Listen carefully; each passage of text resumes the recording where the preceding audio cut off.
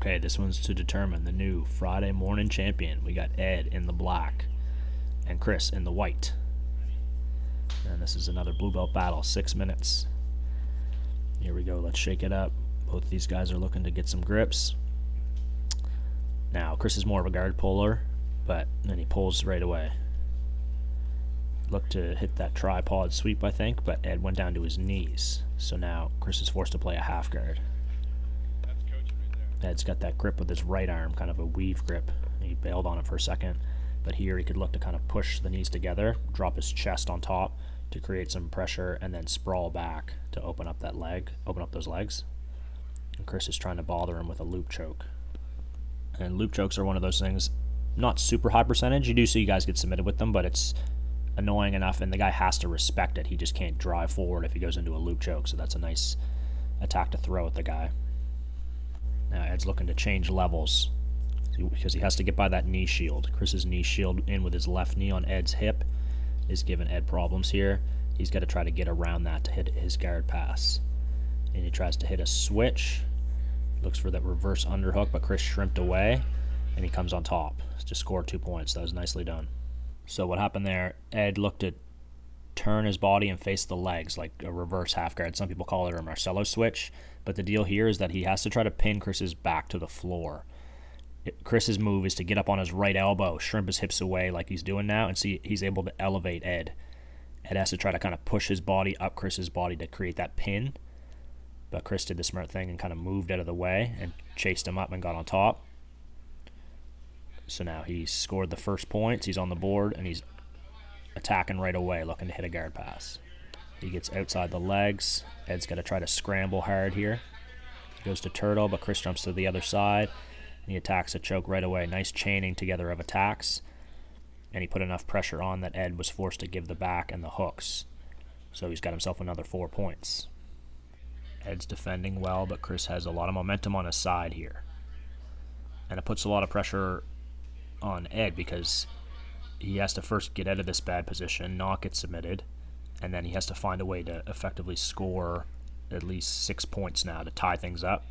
You can always win by submission, of course, but, you know, it's tough. And Chris went for mount. He goes back to the back, and anytime you're on the back and go to mount, that would be 4. And in that same situation, if you go back to back control and get the hooks again, that'd be another 4. But it isn't over. Ed still just has to worry about defending, getting out of here, and then get to a position where he can attack from. And now he was able to capture that foot nicely. He's got to try to push that knee in as well, and then turn to face Chris. Doesn't want to stay here too long because it lets Chris reset that position and work back towards that seatbelt. He's looking for that gift wrap. He's keeping great pressure on top of Ed. He's not giving him any room to breathe. Now it looks like he's trying for a sleeve choke here, but it's not quite there. Ed's still trying to work his way back into a better half guard position. Now he's got it. He's got to try to turn to face Chris again. Chris has a very good cross face in place here. And he's turned in. Ed's trying to keep that knee in at the hip to create some space. And at this point, Chris has a comfortable lead on the scoreboard, so he doesn't have to go too crazy. He can just kind of focus on keeping steady pressure, keeping Ed uncomfortable. Ed is the one who has to fight really hard in this situation because he's the one that has to make up the points. He has to make something happen. So Chris's job right now is to just basically shut him down. Ed has to try to find a way to release this cross-face pressure. That's usually the number one problem at this point in half guard when he has the cross-face and the underhook, is getting rid of that cross-face and allowing your head to move, because then you can start to actually think about what you're doing rather than just getting cross-faced. And now see he's pulling the shoulder away. That's smart. Relieves some of the pressure. Now he's creating enough space that he's able to turn in, look towards him a little bit. Chris tries to reset it again. It's always a battle with that crossface of trying to take away space and open up space for the bottom guy.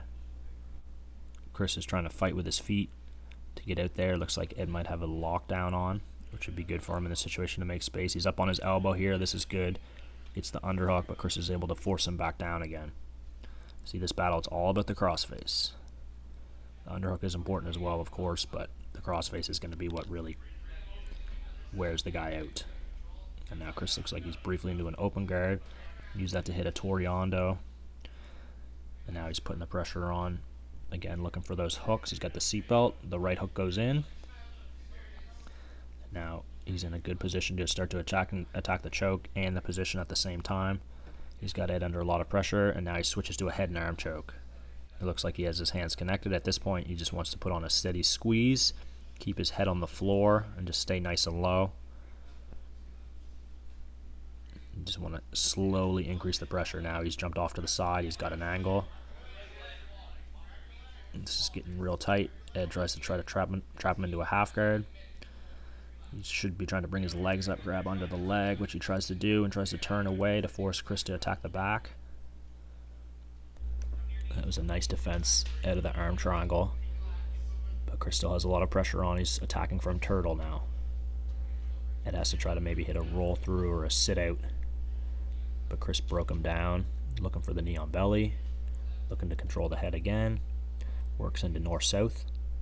From here, he's looking to wrap his right arm around the neck and sprawl out and hit that north-south choke. Ed has to try to bridge into him. Use that left hand to grab for the far armpit. Chris is able to use his lat, connect his hands together, and get that powerful squeeze to get that north-south choke real tight. And he gets the submission. Beautiful submission. Awesome pressure and great match.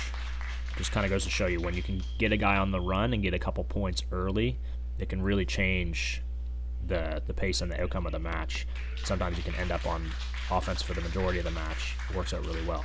Congrats to the new champion, Chris Graham.